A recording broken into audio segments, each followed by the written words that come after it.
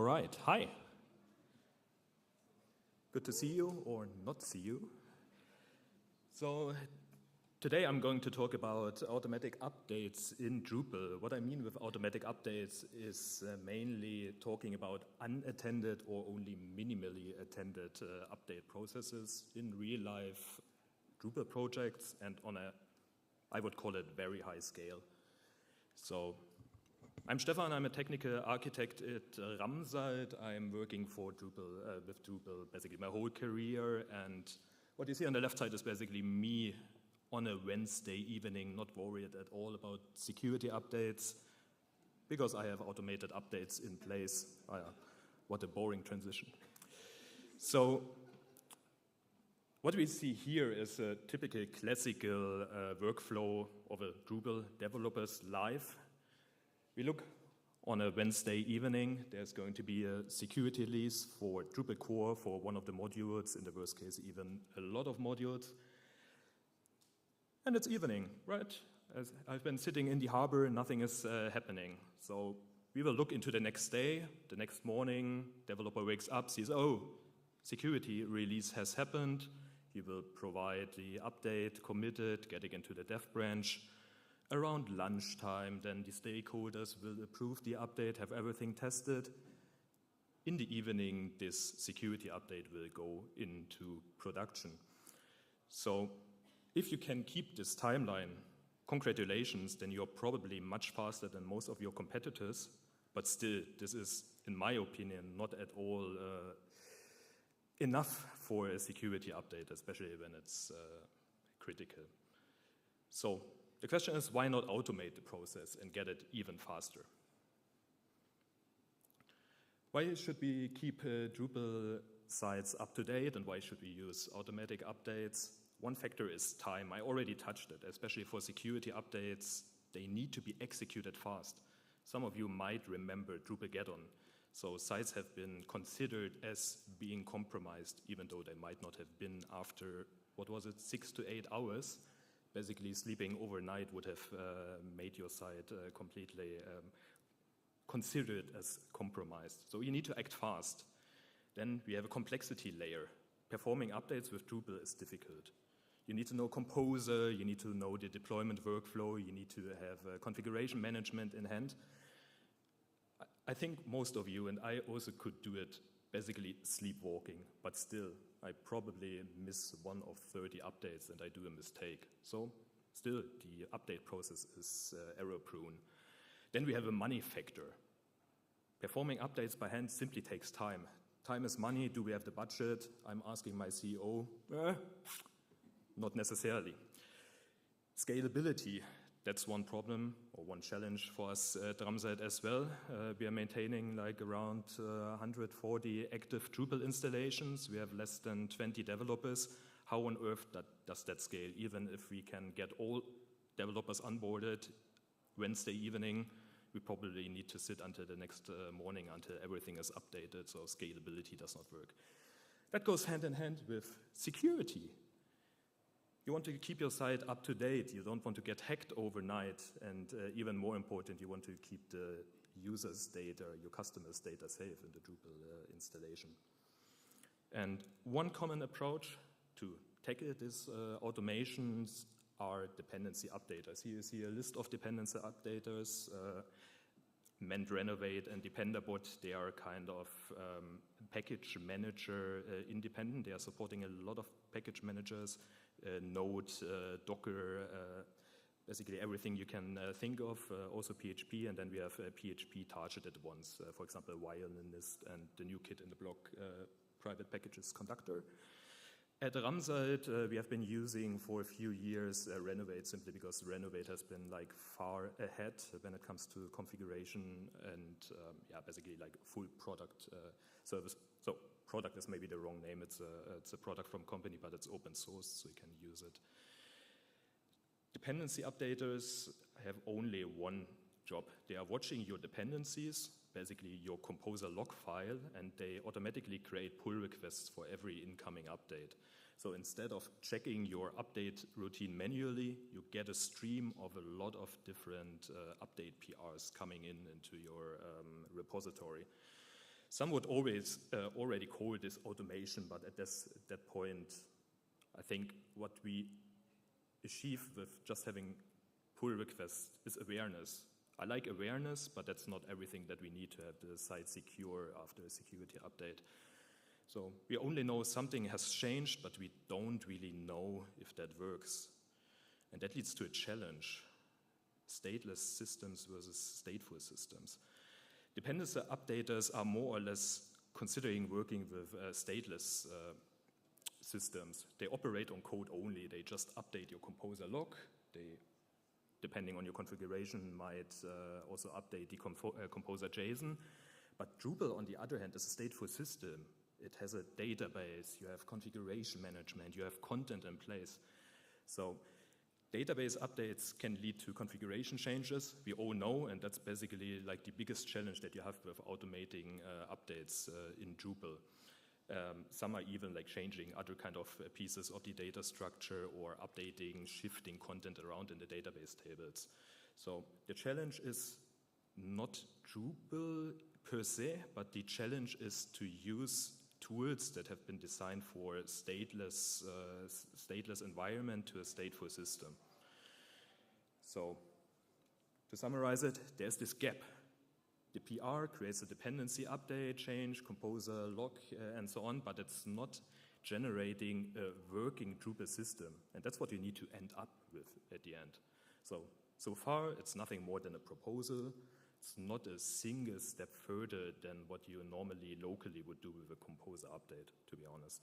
So without executing the system, we don't necessarily know if the update works, and we will never ever get like a confident running system in our production environment. So how can we achieve this? Going one step back, what have we done before, right? Looking at a normal local workflow, you can even like script it a little bit, but you're going to hit a scalability issue, right? 100+ sites, you will not be able to spin all those DDEV instances up anymore, import the database just to run and test updates. This does not scale at a particular level. And it's about time, it's about disk-based memory coordination. So I personally could not replicate all of our customer projects on my local machine simply because of scalability issues. So at that point, doing updates is not necessarily a developer task anymore. It becomes like a real organizational and scalability challenge that you need to solve, right? And scalability problems, to some extent, especially when we are talking about development, can be solved in a CI. And that's what we are doing. So in addition to those dependency updaters, we use something that we call config auto update job. It basically combines the dependency updater PRs with other CI routines. So to test and validate the update. So the update becomes like a validated update and not a suggestion anymore. Let's look at the whole pipeline, and I hope everyone can see it. Probably not, so I will explain it. First step, dependency updater, they are just creating a change in composer JSON, composer log.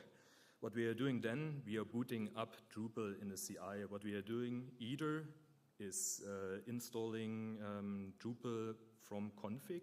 How we are doing it, we are basically going back one step before the update, installing Drupal from config, going one step forward,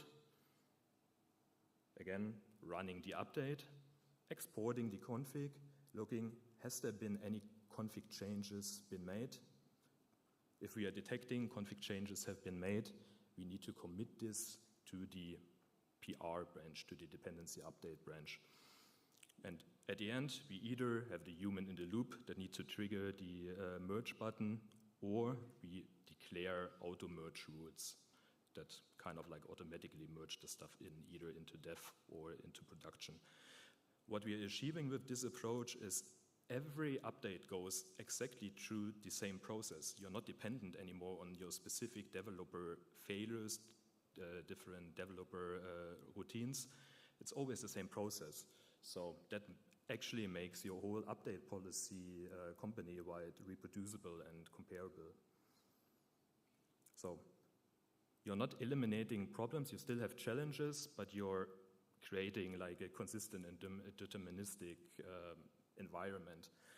What we see in our setup is not necessarily only that you're getting informed about the updates, that you get a good overview about the update state of your site. That's already a nice benefit, but what we see is, for example, early failures. Let's say composer patches are failing.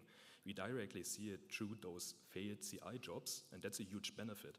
So instead of me spawning the whole site locally, trying to do a composer install and see the patch failing, I actually already see it in the CI. That makes it for us much easier to delegate tasks, because when we see this particular error failing, we can basically just approach the right people and let them fix this manual needed intervention.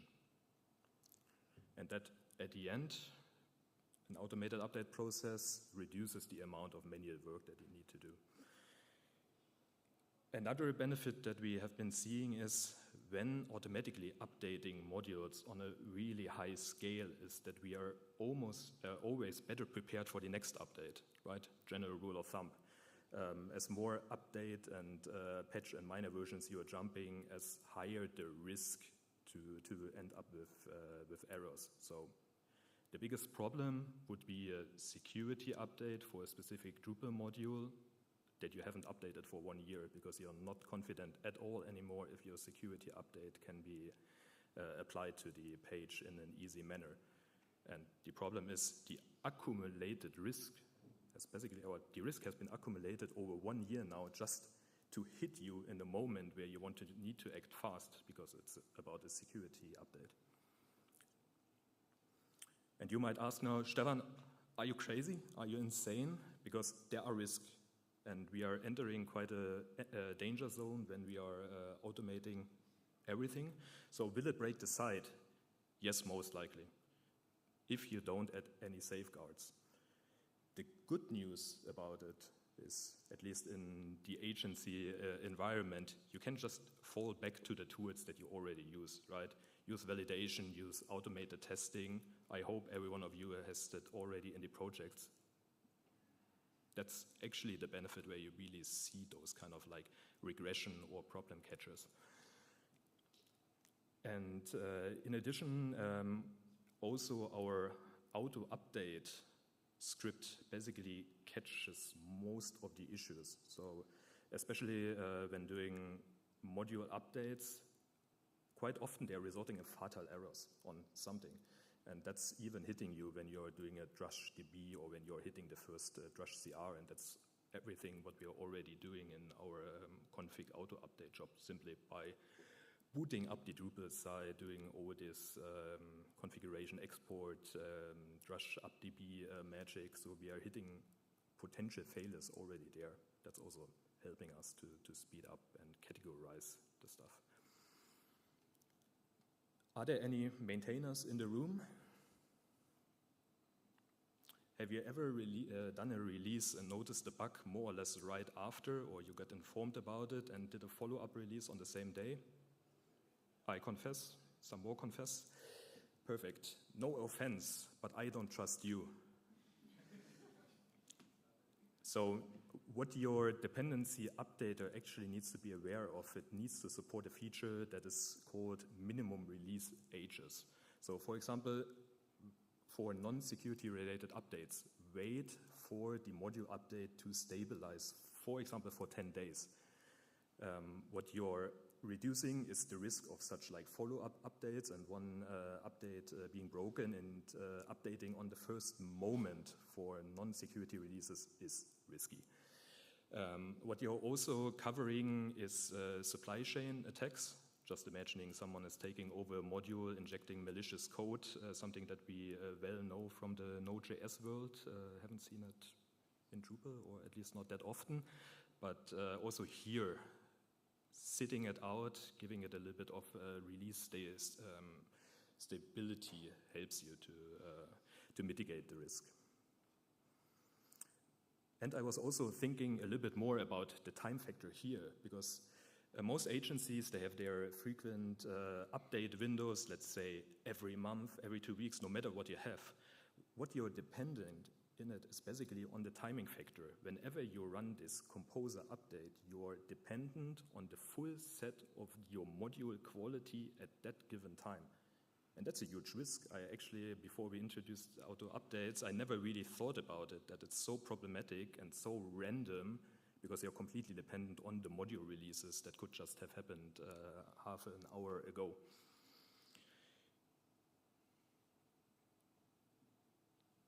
When you're introducing an auto-update routine, you need to start small and let it grow. Just do your test. At first, create the awareness, create the PRs. At the second step, introduce something like a config auto-update routine to validate the needs. When you're setting it into production, start with, for example, security releases first, because that's the ones that you want to get in as soon as possible, and then step by step go crazier, go insane, as more confidence you basically gained.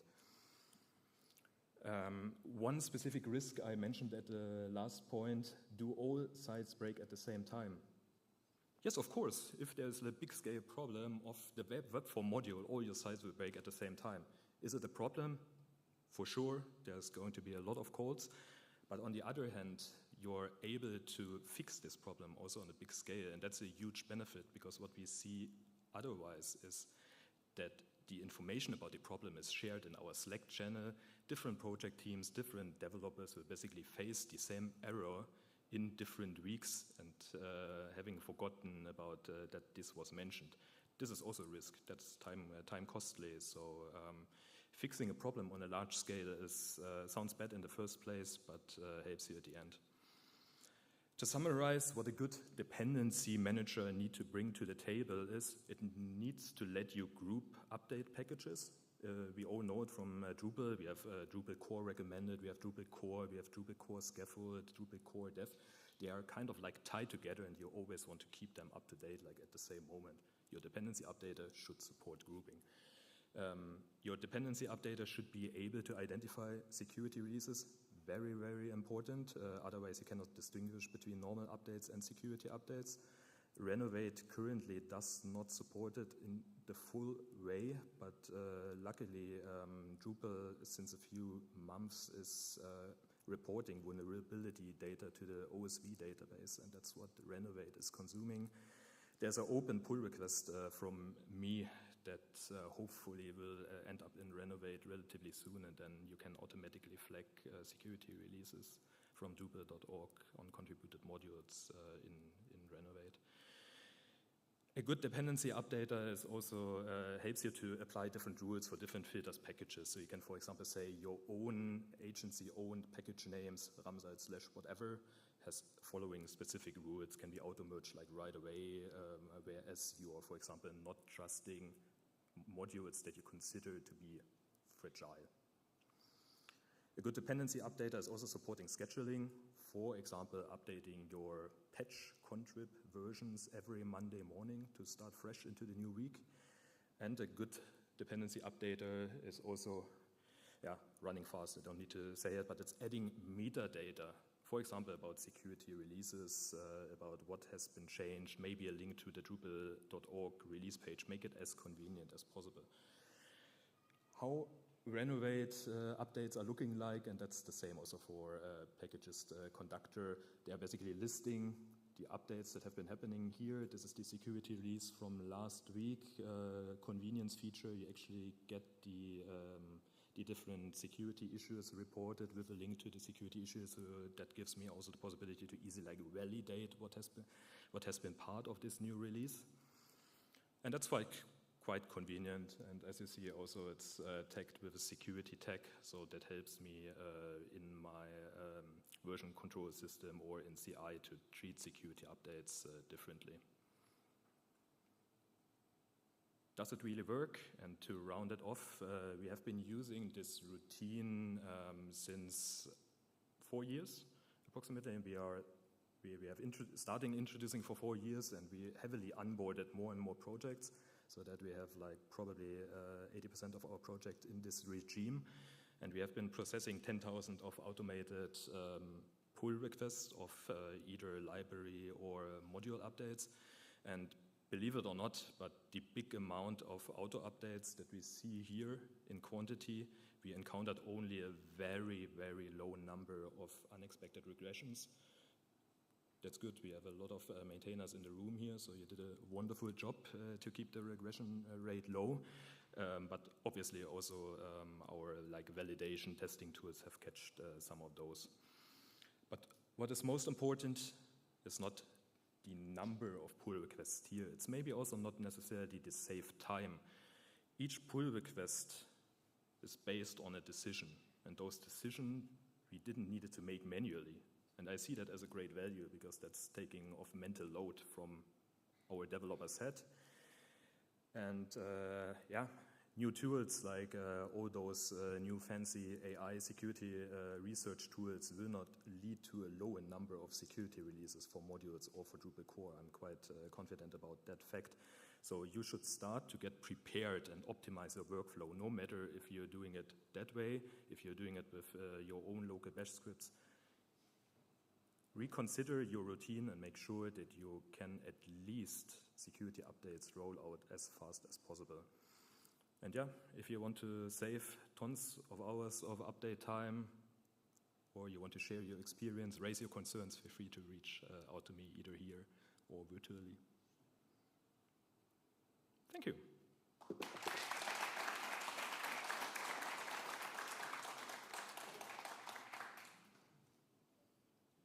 Do we have time for questions? Yeah, 1 or 2 questions, I haven't seen it. Yeah, in the front.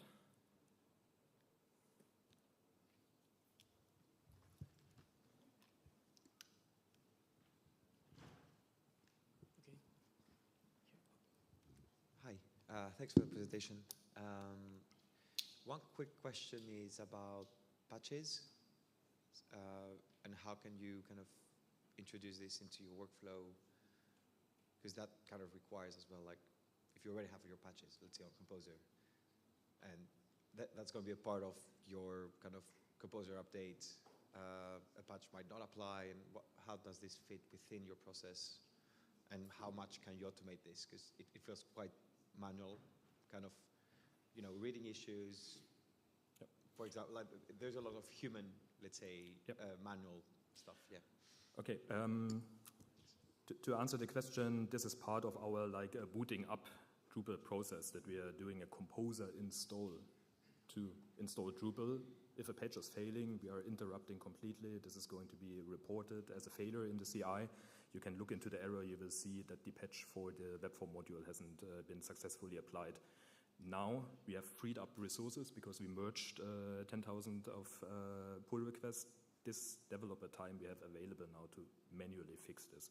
Odoo nowadays, I'm experimenting with it to put some AI on it and use a new patch, re-roll the patch, but it's also a bit like a shady area actually to just take another patch from the issue queue. That's a risk. Yeah. Any more questions? All right, thank you for your attention.